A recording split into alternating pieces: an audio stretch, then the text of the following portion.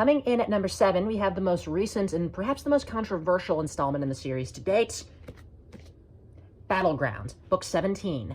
It's essentially the second half of Book 16 and involves the big explosion that 16 was building towards finally going off, both literally and metaphorically. And because of all that, it does a lot of stuff very well. It's essentially one gigantic war story, and it's incredibly epic, incredibly cool, just absolutely awesome.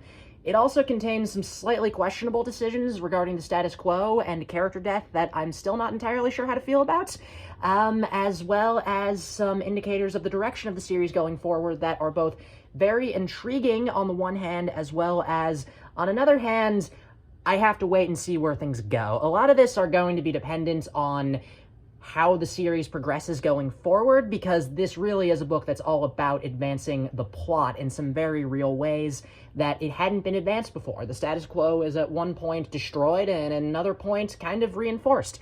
It's controversial, and I like that controversy. It's a good book, but I do still have somewhat mixed feelings about it, and that's kind of why I can't put it in the top 5. But it still gets the number 7 slot.